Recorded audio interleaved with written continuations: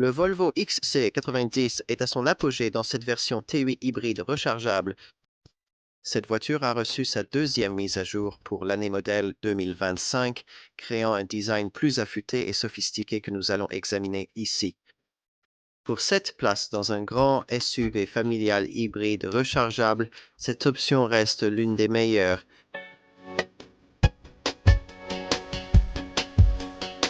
Comme d'autres concurrents, Volvo vise à devenir une marque électrique, mais de nombreux clients préfèrent encore l'hybride rechargeable, surtout pour le grand SUV XC90. Lancé en 2015, la deuxième génération de ce modèle a toujours été dominée par la motorisation hybride rechargeable T8 de la marque. Volvo a toujours cherché à l'améliorer, d'abord avec une mise à jour en 2019, puis récemment avec le millésime 2025 que nous allons examiner ici. Aucune modification mécanique, mais la voiture profite d'un design plus moderne et d'une nouvelle technologie d'écran à l'intérieur. Les concurrents du segment hybride rechargeable peuvent désormais offrir une plus grande autonomie électrique, mais pas avec la polyvalence 7 places que propose Volvo ici. Vous pouvez en savoir plus en téléchargeant l'application Car and Driving et ici en regardant l'essai routier Car and Driving, le test le plus complet de l'industrie.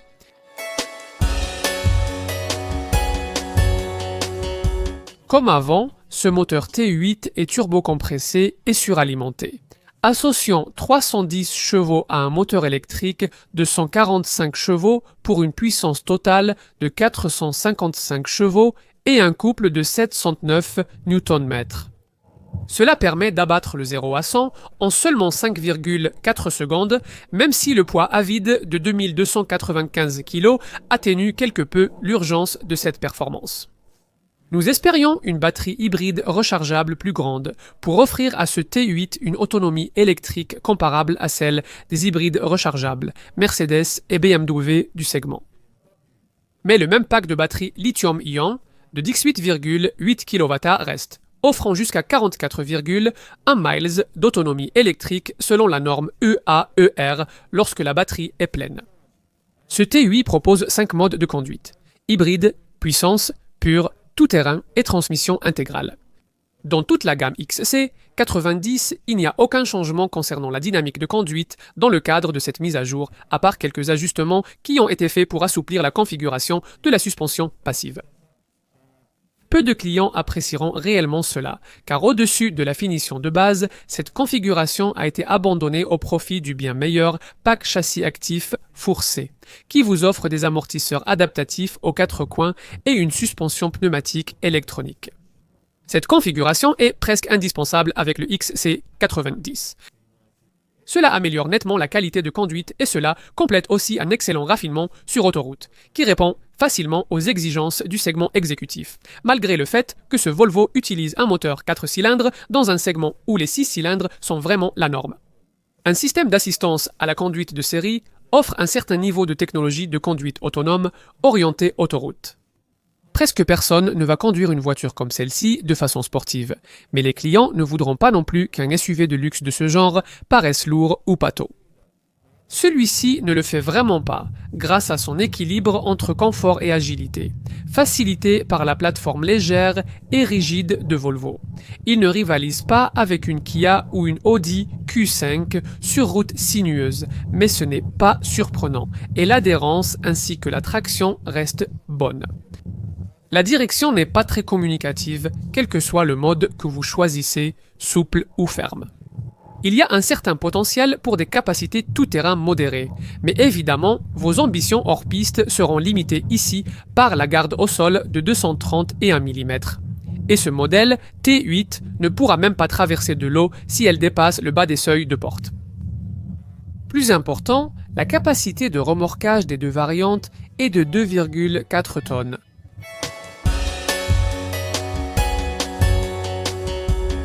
Pas trop de changements extérieurs n'ont été apportés à cette version encore révisée de la deuxième génération du XC90. Pas trop de changements étaient vraiment nécessaires grâce au style que le designer original Anders Gunnarsson a décrit comme intemporel. La forme, bien qu'elle soit imposante, est habilement proportionnée pour paraître aussi compacte que possible. Beaucoup de grands SUV de luxe semblent massifs et intimidants, mais celui-ci n'en fait vraiment pas partie. Mais elle a été bien développée. Si vous connaissez la XC90, vous remarquerez vite la face avant restylée avec une calandre plus élégante et des phares LED marteau de Thor redessinés.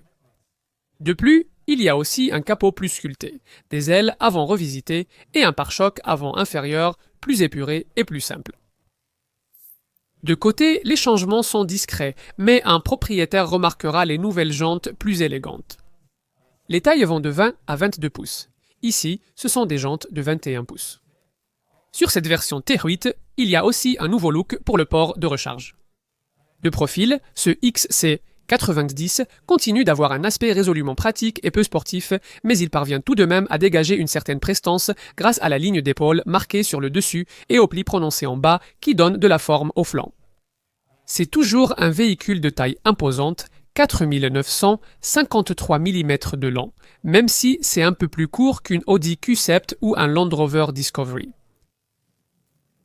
À l'arrière, le style, reconnaissable au feu arrière 3D désormais assombri, est unique au XC90 parmi les SUV de luxe. Ils mettent en valeur la ligne d'épaule distinctive de la carrosserie et encadrent le haillon en remontant jusqu'à ce béquet de toit élégant. Les principales mises à jour sont à l'intérieur. L'habitacle de cette Volvo reste l'un des meilleurs du marché. Côté nouveauté, installez-vous au volant. Le principal changement est le tableau de bord redessiné, plus horizontal, intégrant un nouvel écran tactile central. Celui-ci est passé de 9 à 11,2 pouces. Il est plus réactif, offre une meilleure résolution et utilise le logiciel Google Automotive de L2X90, permettant les mises à jour à distance. Il y a aussi un système d'exploitation de l'écran plus facile d'accès. De plus, la console centrale a également été repensée et propose désormais un porte-gobelet 2+1, avec de la place pour une canette de boisson fine supplémentaire. Il y a aussi un nouveau chargeur de smartphone sans fil, qui est plus facilement accessible. Le système d'éclairage d'ambiance et le système de caméra à 360 degrés ont également été améliorés.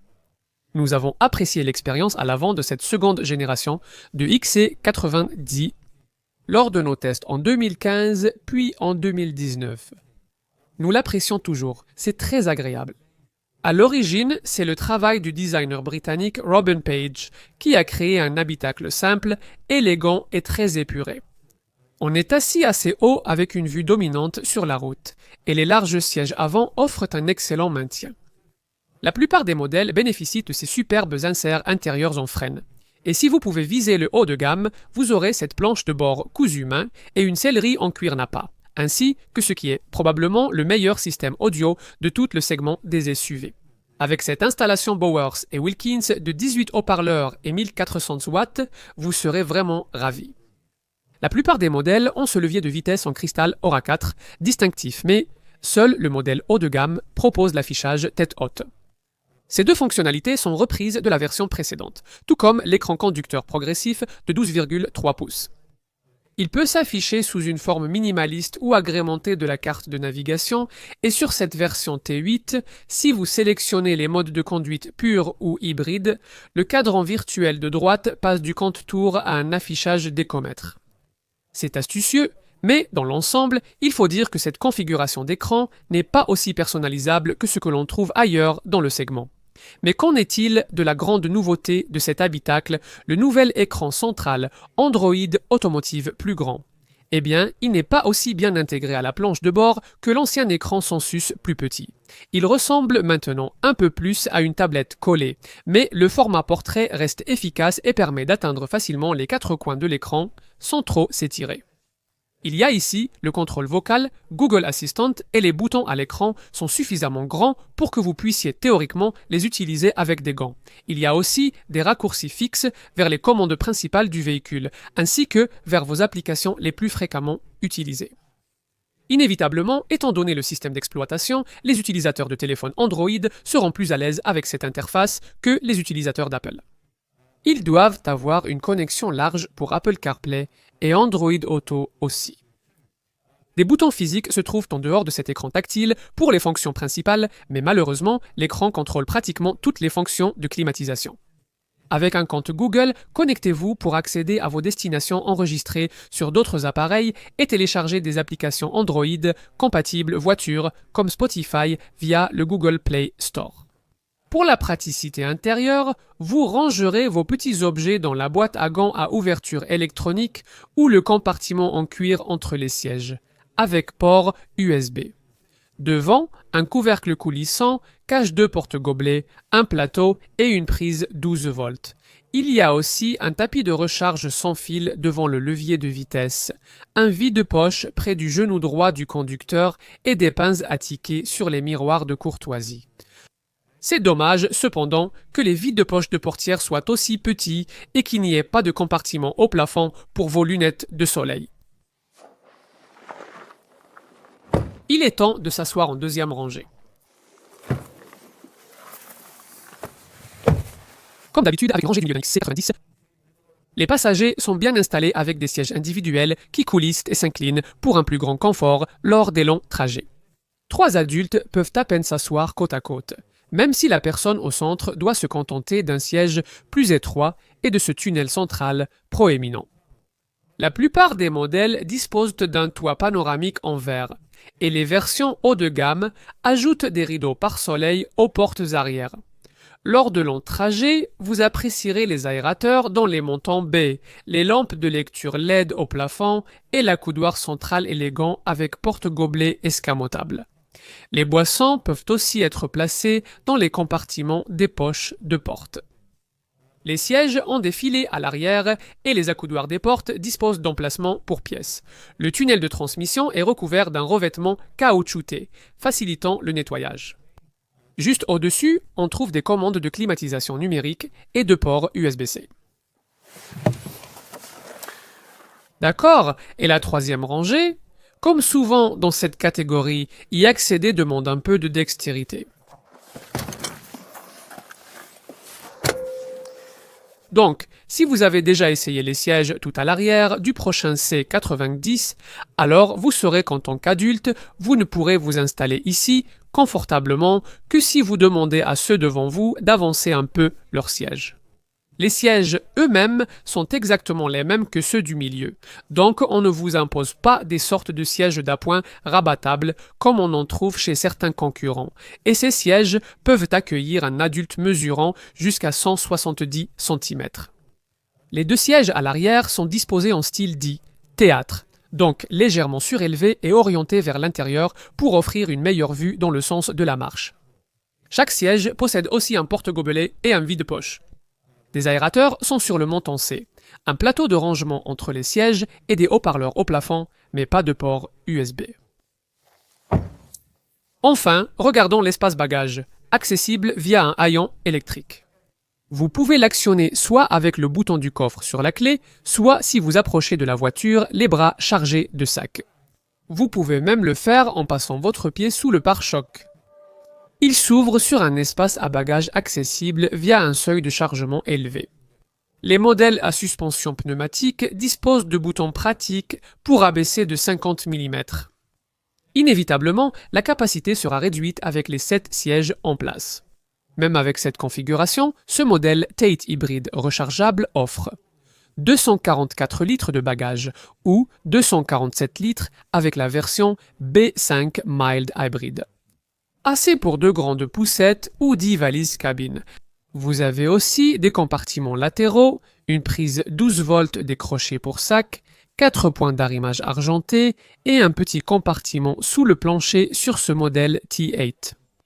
Il y a aussi ce rabat pratique, qui s'ouvre sur le plancher du coffre pour empêcher les objets de glisser et qui peut être refermé pour dissimuler des objets fins à l'abri des regards indiscrets ou pour cacher les traces de boue laissées par les bottes. La plupart du temps, bien sûr, vous utiliserez probablement cette voiture avec les sièges de la 3e rangée rabattue. Contrairement à un Q-Sept ou un Discovery, le processus de rabattement n'est pas électrique, mais il est facile à faire, comme vous pouvez le voir d'une seule main.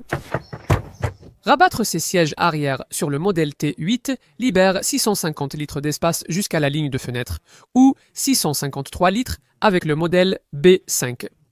Dans les deux cas, vous pouvez améliorer ces chiffres en avançant les sièges de la deuxième rangée si vos passagers du milieu ne se plaignent pas, ou en inclinant les dossiers de la deuxième rangée. Les redresser davantage offrent plus d'espace, donc il faut rabattre la rangée du milieu. Sur le modèle T8, cela donne 1130 litres jusqu'à la ligne de fenêtre et 1139 litres sur le modèle B5. Ces chiffres sont très compétitifs dans la catégorie.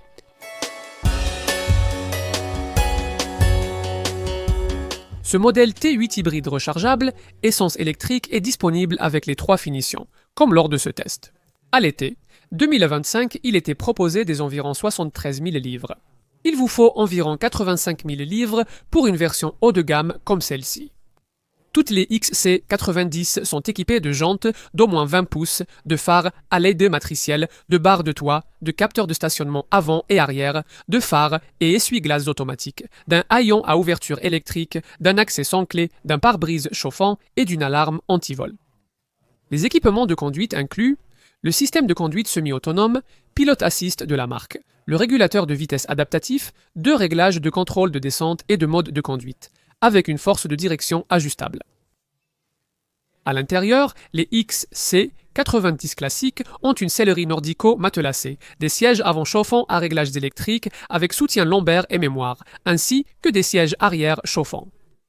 Vous pouvez également cocher la climatisation électronique avec la climatisation pour la troisième rangée, un rétroviseur intérieur électrochrome, le chauffage pour les sièges avant et le volant, un tapis de recharge sans fil, une caméra de recul et l'écran d'instrumentation progressif de 12,3 pouces. L'autre d'écran principal de l'habitacle, un tactile central de 11,2 pouces, sert de point d'accès au système d'infodivertissement intelligent avec service Google Automotive. Depuis cet écran ou par commande vocale, accédez à un système audio haute performance de 10 haut-parleurs, 220 watts, avec radio numérique terrestre. Profitez de la navigation Google Maps, de données mobiles illimitées pendant 4 ans et de nombreux services Internet. La duplication du téléphone est proposée, mais Apple CarPlay n'est disponible qu'en filaire. Comme auparavant, tous les propriétaires de XC90 bénéficient également de l'utilisation gratuite de l'application Volvo On Call de la marque. La majorité des clients du XC90 préfèrent la version Plus, qui inclut le châssis actif fourcé avec amortisseur adaptatif et suspension pneumatique électronique. À ce niveau, vous profitez aussi d'un toit panoramique ouvrant, d'un système de caméra 360 degrés d'un pommeau de levier en cristal, Aura Force, d'inserts en freine, ainsi que d'un système audio Harman Kardon à 13 haut-parleurs 600 watts et son surround Dolby Pro Logic 2. La finition Plus Pro offre des jantes de 21 pouces et des vitres arrière surteintées, une sellerie cuir Nappa, ainsi que ventilation et supports latéraux électriques au siège avant. Sinon, seule la version ultra haut de gamme existe. Celle-ci ajoute un affichage tête haute, des sièges avant maçons, des vitres latérales et arrière feuilletées, des stores pare-soleil intégrés aux portes arrière, ainsi que la meilleure amélioration audio proposée par Volvo. C'est un système Bowers et Wilkins à 18 haut-parleurs avec 1400 watts de puissance. Si vous optez pour une version inférieure, de nombreuses options du modèle haut de gamme sont disponibles individuellement, y compris la barre de remorquage rétractable sur tous les modèles. Sur la finition ultra haut de gamme, des jantes de 22 pouces peuvent aussi être ajoutées. Comme d'habitude dans ce segment, vous pouvez également ajouter des barres de toit transversales, des marchepieds latéraux, un tapis de coffre, des bavettes et des accessoires pour animaux de compagnie. Sauf si vous optez pour la couleur standard, le métallisé Vapor Glow du XC90, un supplément sera à payer à Volvo pour votre choix de peinture. Abordons la sécurité avec une statistique étonnante.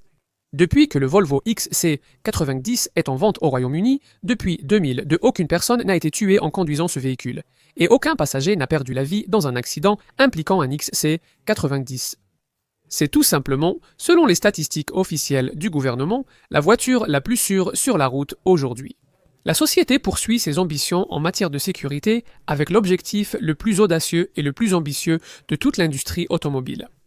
que personne ne devrait jamais être tué ou gravement blessé dans une nouvelle Volvo. Atteindre cet objectif signifie bien sûr qu'il faut une toute nouvelle norme de sécurité. Et il y a effectivement une liste exhaustive d'équipements de série pour assurer votre sécurité.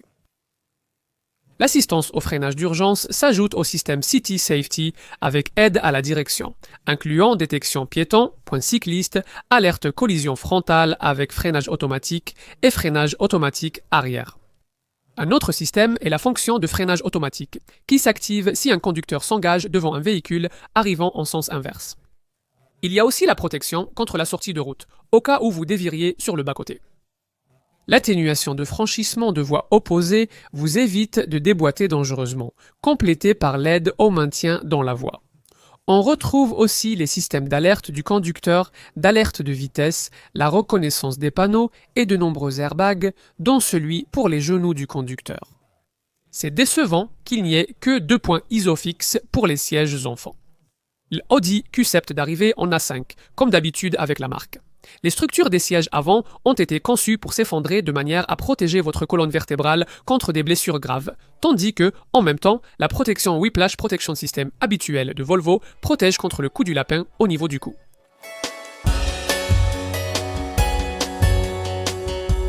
Les chiffres d'efficacité pour ce modèle hybride rechargeable T8 indiquent qu'il émet jusqu'à 30 grammes de monoxyde de carbone, 2 par kilomètre. 235,1 mpg en cycle mixte et jusqu'à 44,1 miles autonomie électrique en conditions réelles, homologuées d'autonomie en tout électrique.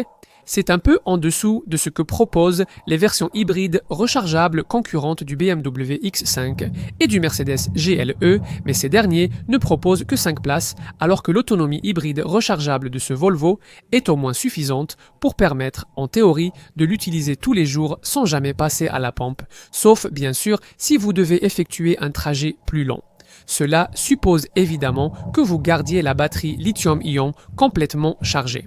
Les propriétaires peuvent acheter une wallbox chez Volvo, qui rechargera leur voiture sur une prise de 16 A en environ 3 heures, mais avec une recharge de 6,4 kW et une wallbox domestique typique, il faut compter environ 5 heures pour une charge complète à partir de 0. Si vous branchez sur une prise domestique classique, 3 broches 6 A, cela prendra 8 heures.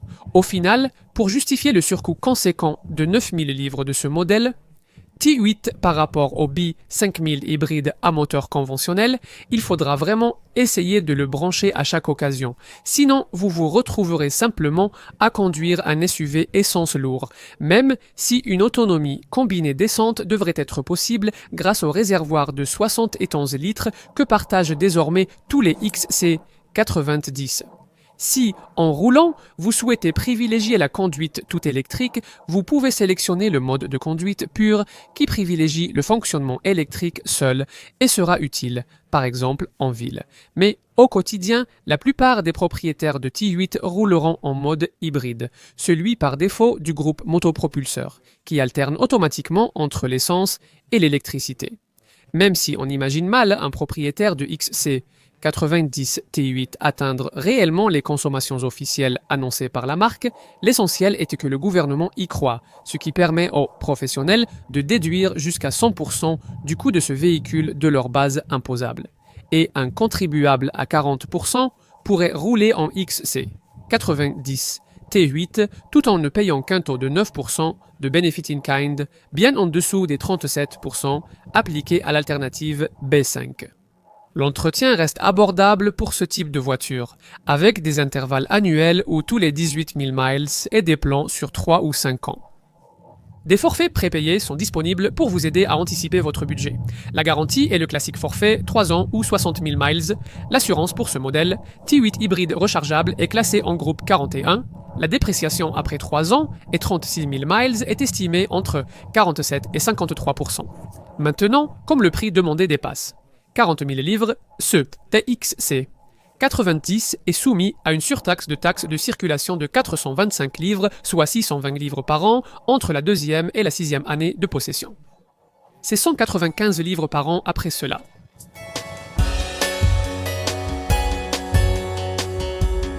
Si le Volvo XC90 vous séduit, vous voudrez sûrement cette version T8 hybride rechargeable, utilement améliorée lors de cette seconde grande mise à jour. Nous aurions aimé voir une amélioration de l'autonomie électrique de ce modèle hybride rechargeable, mais cela n'a pas trop d'importance car les seuls concurrents du segment qui font mieux ne peuvent pas offrir cette place.